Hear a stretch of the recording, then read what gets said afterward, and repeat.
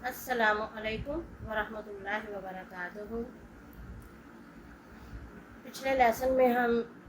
अल्लाह ताला की वहदानियत और अल्लाह की तौहीद की आयात पढ़ चुके हैं और अल्लाह ताला ने जो कुफ़ार अल्लाह की तौहीद का इनकार करते हैं और अल्लाह के साथ शरीक बनाते हैं, उनके लिए अल्लाह ताला ने सज़ा बताई है कि उनकी सज़ा है कि वो उनको दोज़ख में डाला जाएगा। दोज़ख उनके लिए तैयार की गई है जिसका लोग और पत्थर ईंधन होंगे और वो काफरीन के लिए है, मुनकरीन के लिए है। और फिर आगे अल्लाह ताला ने ईमान वालों के लिए खुशखबरी दी कि उनके लिए जन्नत होगी, नहरें बहती होंगी। और साथ अल्लाह ताला ने फलों का जिक्र किया रिज़्क़ के तौर पे और नेक बीवियों का। तो आज हम 26वीं आयत से शुरू करेंगे। नहमदुहु व नसल्ली अला रसूलिहिल करीम, अम्मा बाद फ़अऊज़ु बिल्लाहि मिनश शैतानिर रजीम, बिस्मिल्लाहिर रहमानिर रहीम। चलें जी तिलावत करें। أعوذ بالله من الشيطان الرجيم بسم الله الرحمن الرحيم إن الله لا يستحيي أن يضرب مثلا ما بعوضة فما فوقها فأما الذين آمنوا فيعلمون أنه الحق من ربهم وأما الذين كفروا فيقولون ماذا أراد الله بهذا مثلا يضل به كثيرا ويهدي به كثيرا وما يضل به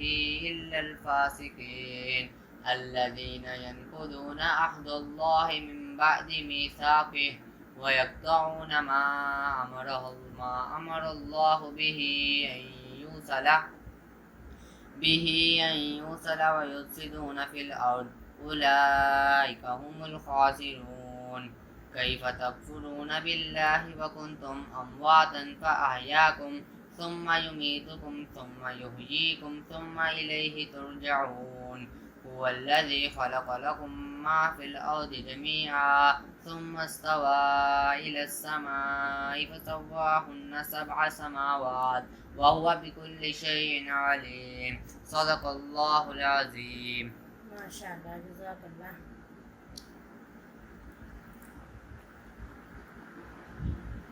इन्नल्लाह, बेशक अल्लाह ताला ला यस्तही,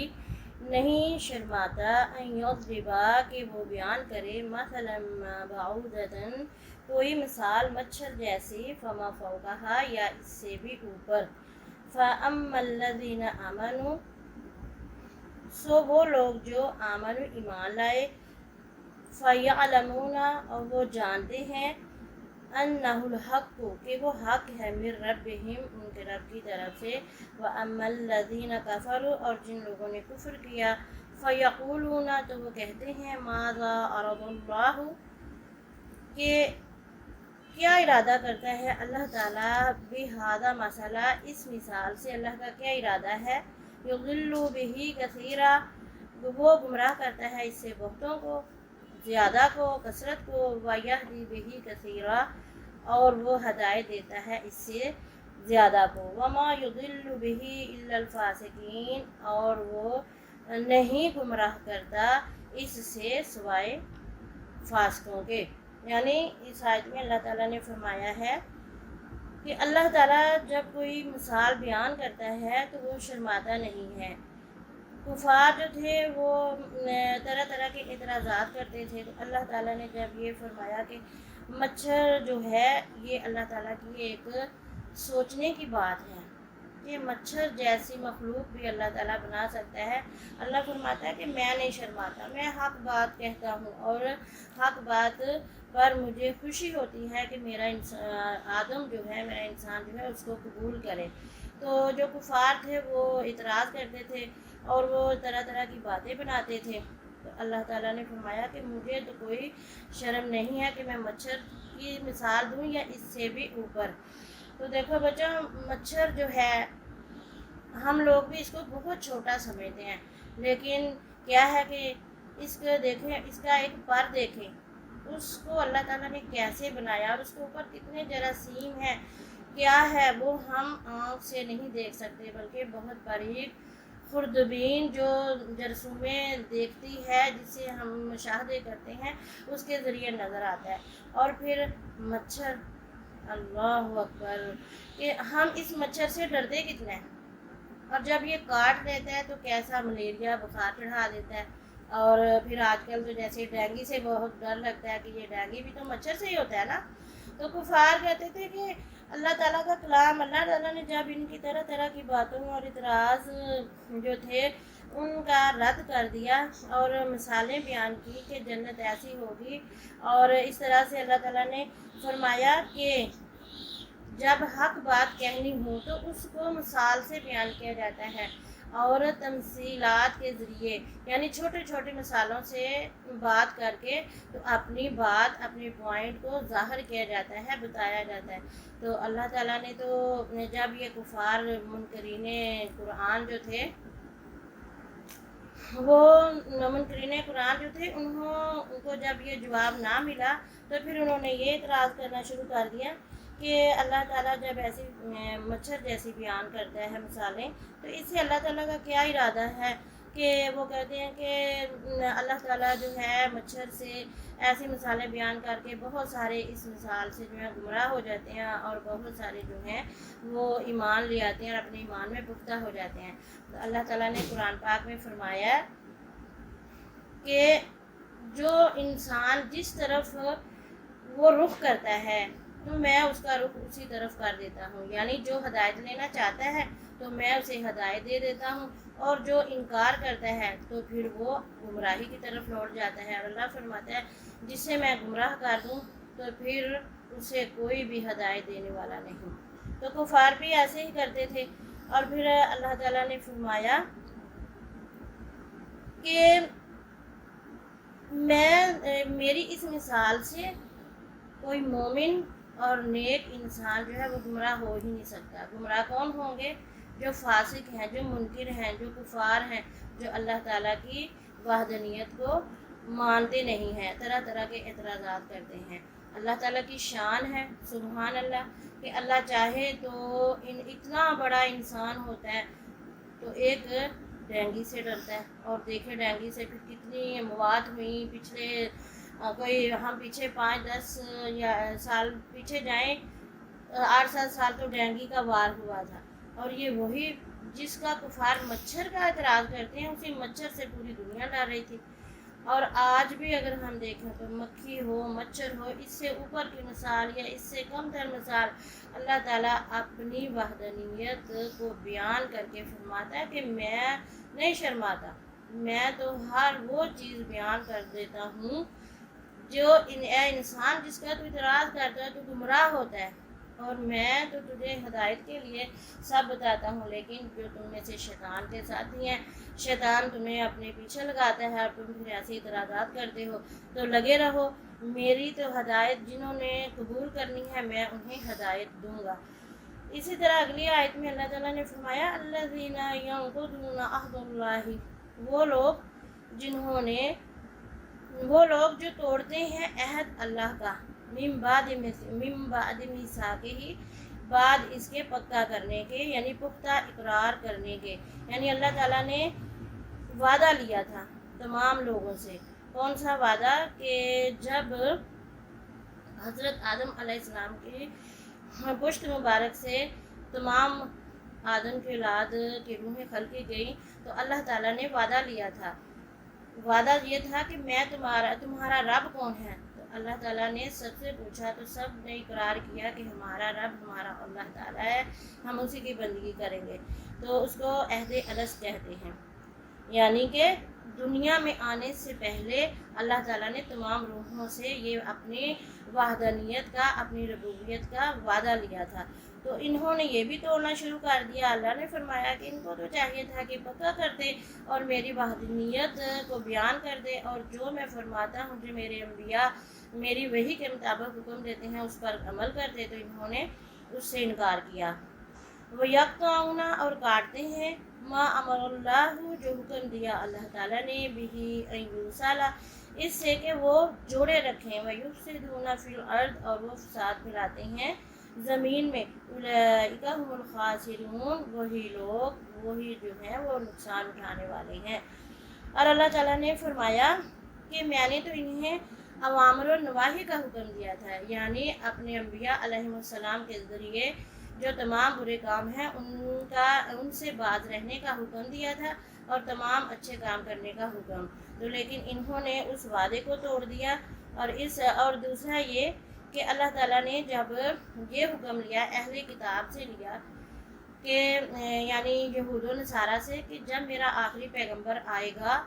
تو وہ جو تمہیں حکم دے گا اور جس بات کی وہ تصدیق کرے گا تم نے اس کو پیغمبر ماننا ہے اور اس کی تصدیق کرنی ہے کہ ہاں یہ اللہ کا سچا پیغمبر ہے، تو اسی بات پہ انہوں نے آپ صلی اللہ علیہ وسلم کی نبوت کا انکار کیا اور آپ صلی اللہ علیہ وسلم سے طرح طرح کے سوالات و جوابات کرتے تھے اور قرآن کا انکار کیا۔ تو اللہ نے فرمایا کہ میں نے تو تم سے وعدہ لیا تھا اور تم لوگوں نے یہ وعدہ توڑا ہے، بجائے اس کے کہ تم اس کو پکا کرتے، اس پہ مضبوط رہتے اور میرے پیغمبر کی جو ہے حمایت کرتے، تم لوگوں نے انکار کیا تو تم لوگ ہی جو ہو گھاٹے میں ہیں۔ وہ لوگ جو انکار کریں گے یعنی جو نبوت محمد صلی اللہ علیہ وسلم کا انکار جنہوں نے کیا یا کریں گے تو وہی نقصان میں ہیں۔ کیف تکفرون باللہ، کس طرح تم کفر کرتے ہو باللہ اللہ کا، وکنتم اور تھے تم امواتا مردہ بے جان، فاحیاکم تو اس نے تمہیں زندگی بخشی،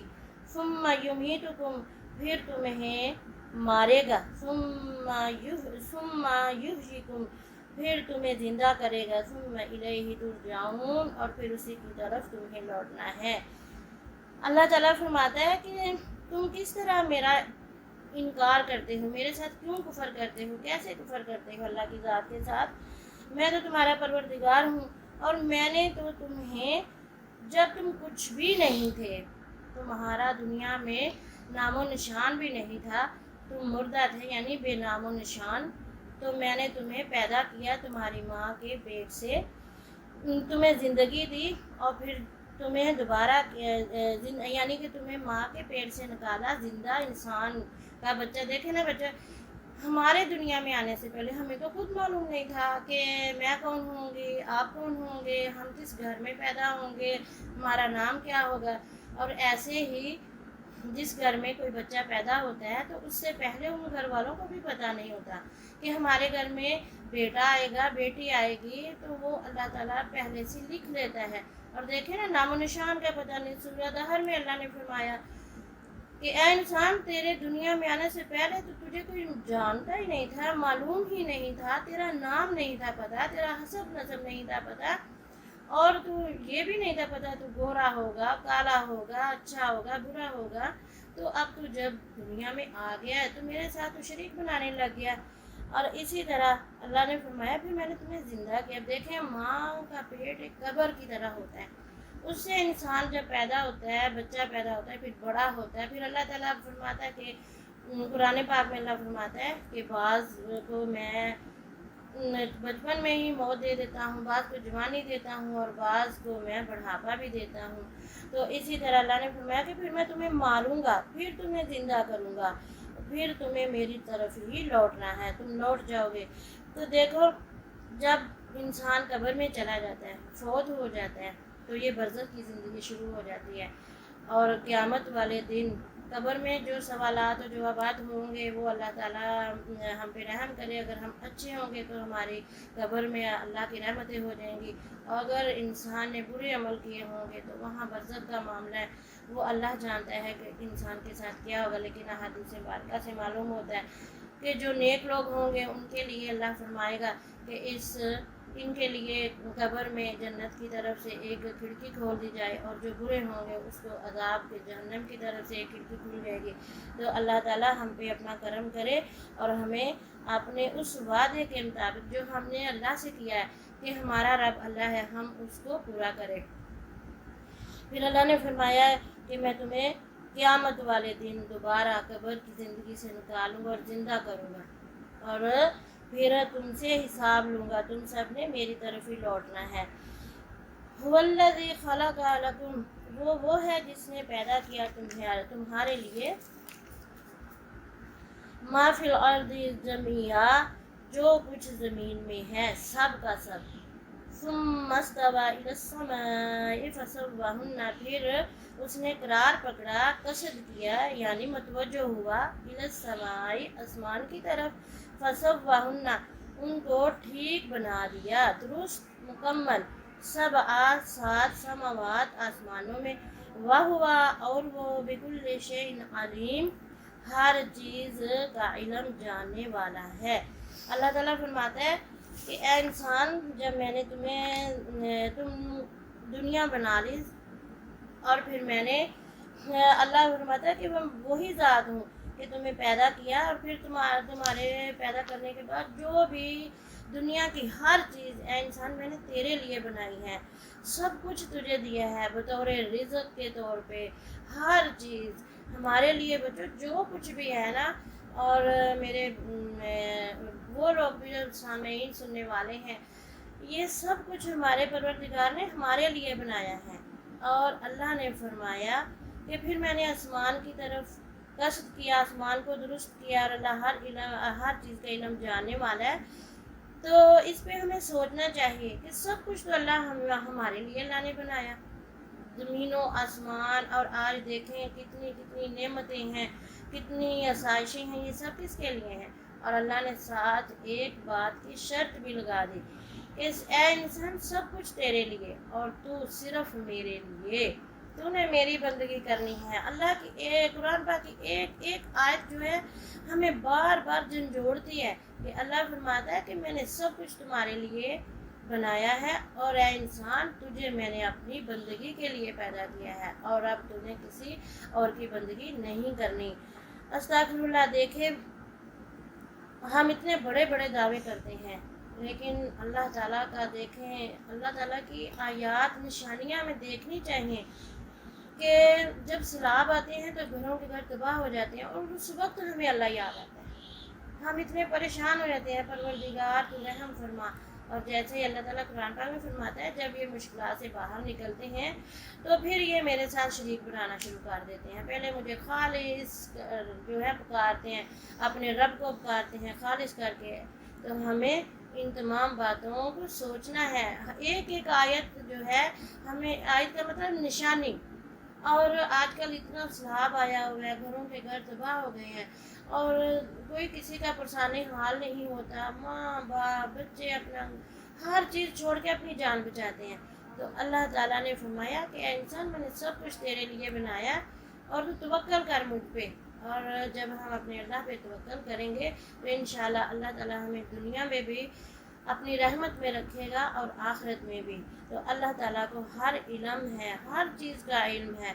چاہے ہمارے دلوں میں کی کوئی بات ہے، ہمارے دماغوں میں کیا چل رہا ہے، ہمارے پلان کیا ہے، اللہ سب جانتا ہے، اور اللہ کے سوا کوئی بڑا نہیں ہے۔ اللہ فرماتا ہے کہ میں تو تمہاری وہ باتیں بھی جانتا ہوں جو تم ابھی سوچنے والے ہو، جو تم نے دلوں میں سوچنا ہے، اور اللہ فرماتا ہے میں تو وہ بات بھی جانتا ہوں کہ